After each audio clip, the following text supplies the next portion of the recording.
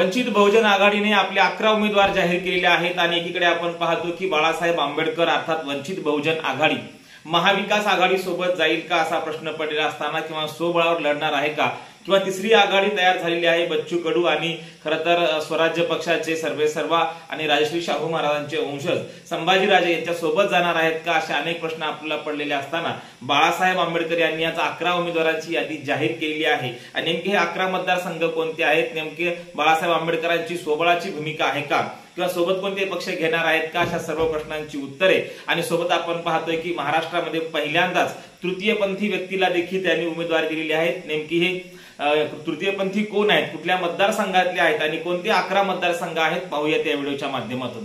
नमस्कार, मी doctor Nagraj Magare, Shabdayoddha live मध्ये आपल्या सर्वांचं मनपूर्वक स्वागत। आपण पाहतोय वंचित बहुजन आघाडीचं राजकारण हे खऱ्या अर्थानं समताधिष्ठित राजकारण असते। आपण पाहतोय हे राजकारण करत असताना वंचित बहुजन आघाडीने जे काही लोकसभेलाही उमेदवार दिले होते ते सर्व समुदायातले, सर्व जात समुदायातले उमेदवार दिले होते। एक जातीय राजकारण मोडून काढण्यासाठीच आमची वंचित बहुजन आघाडी आहे असं वारंवार बाळासाहेब आंबेडकर सांगत असतात आणि मग अशा प्रसंगी सर्वांना संधी देण्यासाठी आणि समतेवर आधारित राजकारण उभं करण्यासाठी बाळासाहेब आंबेडकरांनी सर्व जात समुदायातील आणि सर्व समुदायातील तृतीयपंथीयांना सुद्धा बाळासाहेब आंबेडकरांनी खरं तर आता उमेदवारी जाहीर केली आहे आणि मग 11 उमेदवार नेमके कोण आहेत आणि तृतीयपंथी कुठल्या मतदारसंघातून उभे राहणार आहेत हे पाहूया। सुरुवातीला आपल्याला सांगावं लागेल की वंचित बहुजन आघाडी ही स्वबळावर लढणार आहे। सोबत काही आदिवासी पक्ष, छोटे मोठे आदिवासी संघटना, आदिवासी पक्ष सोबत घेऊन येत्या विधानसभेला ते निवडणुकीमध्ये उतरणार आहेत आणि हे देखील बाळासाहेब आंबेडकरांनी जाहीर केलं आहे।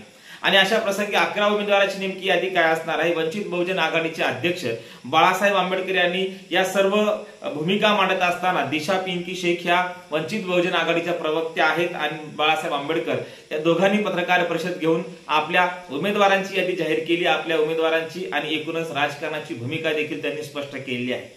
समविचारी पक्षांना सोबत घेऊन राजकीय अजेंडा काय असणार आहे, नेमके राजकीय मागण्या काय असणार आहेत आणि त्या काळामध्ये राजकारण कसं उभं राहणार आहे, धर्मधिष्ठित राजकारण आणि आरक्षणाचा विषय हे दोन विषय बाजूला ठेवून विकासाच्या मुद्द्यावरती आम्ही राजकारण लढवणार असं देखील बाळासाहेब आंबेडकरांनी आपल्या मुलाखतीमध्ये म्हटलेलं आहे। आणि मग विकासाच्या मुद्द्यांवरती, आर्थिक मुद्द्यांवरती बाळासाहेब आंबेडकर राजकारणामध्ये आम्ही उतरणार आहोत असं म्हणत असताना त्यांनी जे काही वर्ग आणि वर्णीय संकल्पना हे खरं तर साईडला करून समतेवर आधारित राजकारण उभं करण्यासाठी वर्ग वर्ण हे बाजूला ठेवले आणि खऱ्या अर्थानं सर्वसमावेशक राजकारण करत असताना बाळासाहेब आंबेडकर यांनी समतेवर आधारित लोकांना तिकीट दिली आणि सर्व जात समुदायाला देखील बाळासाहेब आंबेडकरांनी तिकीट देण्याचं कार्य केल्याचं आपल्याला दिसून येते।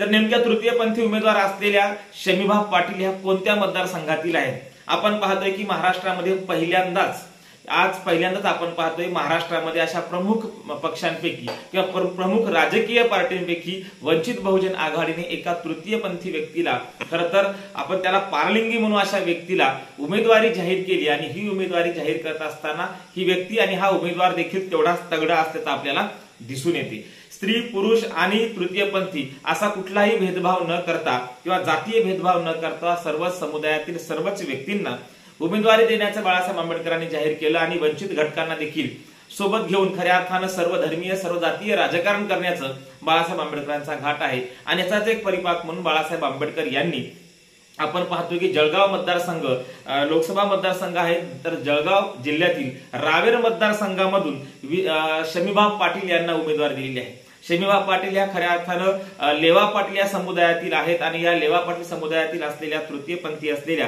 शमीभा पाटील यांना रावेर विधानसभा मतदारसंघातून उमेदवारी दिली। खरं तर आपण पाहतोय की उच्च विद्याभूषित म्हणायला काही हरकत नाही आणि उच्च शिक्षित असलेल्या आणि आता मराठी साहित्यामध्ये पीएचडी करत असलेल्या त्यांचा दांडगा अभ्यास आपण पाहतोय। कवी ग्रेस असेल किंवा इतर कवींच्या अनेक कवितांवरती त्यांनी समीक्षा केल्या आणि असे खरं तर मराठी साहित्यामध्ये पीएचडी करत असलेल्या आणि सर्वात महत्वाचं म्हणजे उच्च विद्याभूषित असलेल्या शमीभा पाटील यांना उमेदवारी देऊन खरं तर बाळासाहेब आंबेडकरांनी पुन्हा एकदा सिद्ध केले की वंचित बहुजन आघाडी खऱ्या अर्थानं वंचित घटकांची आहे। आपण पाहतो एकीकडे तृतीयपंथीयांना आपलं मानायला कोणी तयार नाही। तृतीयपंथी दिसल्यानंतर त्यांच्याकडे टिंगल विषय म्हणून लोक पाहतात, त्यांच्याकडे पाहण्याची जी भूमिका आहे ती खरं तर भारतीयांची आणि महाराष्ट्रीयांची भूमिका आपण पाहतोय ही अतिशय वाईट आहे आणि हा अनुभव देखील आपण वेळोवेळी पाहत असतो। आणि मग हे पाहत असताना बाळासाहेब आंबेडकर यांनी वंचित घटक असलेल्या ज्यांना माणूस म्हणून देखील अलीकडच्या काळात आपण पाहतोय काही ठिकाणी त्यांचा सन्मान होतोय, परंतु त्यांना माणूस म्हणून देखील आजही त्यांना स्वीकारण्याची तयारी भारतीयांची नाही, महाराष्ट्रीयन लोकांची नाही।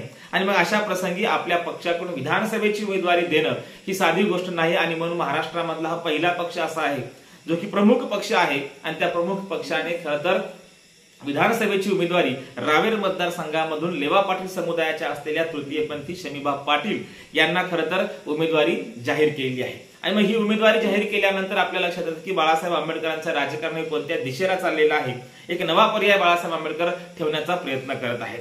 आपण पाहतोय की सिंदखेड राजामधून खरं तर आता बाळासाहेब आंबेडकरांच्या 11 ठिकाणचे उमेदवार जाहीर झालेत आणि विशेष करून आपण तृतीयपंथी उमेदवार दिल्यामुळे या 11 पैकी बाकीचे 10 मतदारसंघ कोणते आहेत किंवा बाकी मतदारसंघामध्ये कोण कोण उभं राहणार आहे। सिंदखेड राजामधून आपण पाहतोय की सविता मुंडे आहेत ज्या वंजारी समुदायातून येतात, त्यांना सिंदखेड राजामधून विधानसभेची उमेदवारी दिली आहे।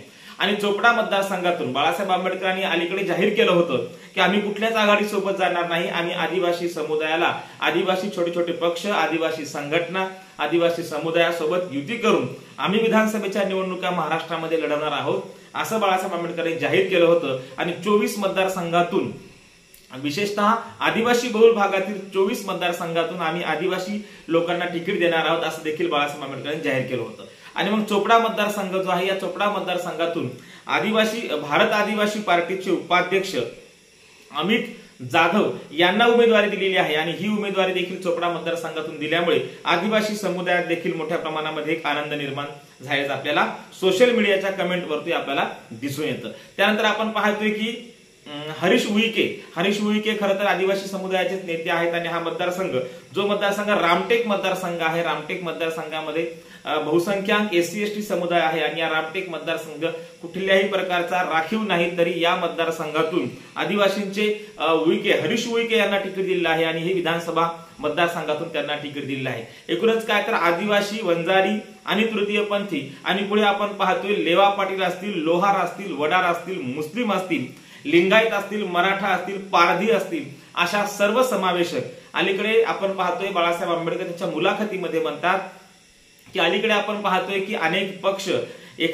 पक्ष हे एक जातीय पक्ष होऊन बसलेले आहेत, एक धर्मीय पक्ष होऊन बसलेले आहेत, परंतु आम्हाला ते करायचं नाही। आणि म्हणून बाळासाहेब आंबेडकरांनी लोहार असतील, लेवा पाटील असतील, वडार असतील, मुस्लिम असतील, लिंगायत असतील, मराठा असतील, पारधी असतील, अशा विविध जात समुदायाच्या लोकांना विधानसभेची तिकीट दिलेली आहेत।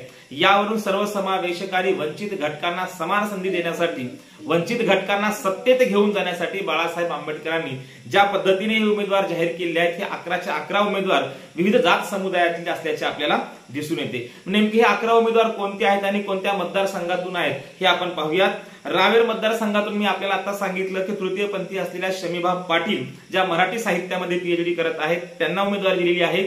सिंदखेड राजामधून सविता मुंडे असतील किंवा इकडे वाशिम मतदारसंघामधून मेधा किरण डोंगरे असतील, धामणगाव रेल्वे या मतदारसंघातून निलेश विश्वकर्मा असतील, नागपूर पश्चिम मतदारसंघातून विनय भांगे आहेत, तर नांदेड दक्षिण मधून फारुख अहमद आहेत। नांदेड मतदारसंघावर विशेष लक्ष असलेलं आपल्याला आतापर्यंत दिसून येतं कारण स्वतः बाळासाहेब आंबेडकर नांदेड लोकसभा निवडणूक त्यांनी लढवलेली आहे। त्यांच्या वडिलांनी अर्थात यशवंत आंबेडकर यांनी देखील या मतदारसंघातून एकेकाळी लोकसभेची निवडणूक त्यांनी लढवलेली आहे आणि अशा नांदेड मतदारसंघातील नांदेड दक्षिण मधून फारुख अहमद या मुस्लिम व्यक्तीला उमेदवारी दिल्याची आपल्याला दिसून येते। तर लोहा मतदारसंघातून शिवा नरंगले या लिंगायत समुदायातील व्यक्तीला त्यांनी उमेदवारी दिलेली आहे। लोहा मतदारसंघातून शिवा नरंगले हे आहेत। तर औरंगाबाद अर्थात संभाजीनगर पूर्व मतदारसंघातून विकास दांडगे यांना उमेदवारी दिलेली आहे। तर शेवगाव अहमदनगरमध्ये शेवगाव मतदारसंघातून किसन चव्हाण आणि खानापूर मतदारसंघातून आपण पाहतोय की संग्राम माने यांना उमेदवारी दिली आहे। अशा 11 उमेदवार आहेत ते विविध जात समुदायातील आहेत, ज्या समुदायाचे प्रतिनिधित्व आतापर्यंत कधी सभागृहामध्ये बसलेले नाहीत, त्यांचे कोणी प्रतिनिधी निवडून दिले नाहीत। अशा पारधी असतील, आदिवासी असतील, लिंगायत असतील, अशा या सर्व आणि तृतीयपंथी अशा सर्व समुदायातील लोकांना तिकीट देण्याचं काम वंचित बहुजन आघाडीने आपल्या पहिल्या 11 लोकांच्या यादीमध्ये जाहीर केलं आहे। 11 मतदारसंघातून 11 विधानसभा मतदारसंघातली ही यादी जाहीर केल्यानंतर आपण पाहतोय की यादी जाहीर करण्यापाठीमागचं इतक्या लवकर जाहीर का केली असा प्रश्न जेव्हा बाळासाहेब आंबेडकरांना पत्रकार विचारतात तेव्हा ते म्हणतात, त्या मतदारसंघामध्ये आमच्या उमेदवारांना काम करण्याची संधी मिळावी, त्यांना लोकांपर्यंत जाता यावं, कारण लोकसभेला आम्ही पाहिलंय पैशाचा पूर आलेला होता आणि म्हणून आमच्या उमेदवारांना आता त्या मतदारसंघात जाऊन काम करता यावं, लोकांशी संवाद साधता यावा, म्हणून आम्ही लवकर यादी जाहीर केली आहे। येत्या काळात बाकी उमेदवारांची यादी जाहीर होणार असल्याचं बाळासाहेब आंबेडकर सांगतात। मग 11 उमेदवारांची यादी असेल, तृतीयपंथी व्यक्तीला उमेदवारी देणं असेल, या सर्व याच्यानं आपल्या लक्षात येतं की येत्या काळात बाळासाहेब आंबेडकरांचं राजकारण विधानसभेच्या निवडणुका घेत असताना या निवडणुकीमध्ये कुठल्याही आघाडीसोबत, अगदी तिसरी आघाडी असेल, महाविकास आघाडी असेल, असल्या कुठल्याच आघाडीसोबत न जाता आदिवासी संघटना समुदायाला सोबत घेऊन आणि इथल्या भटका समुदाय असेल, इथला कैकाडी असेल, पारधी असेल,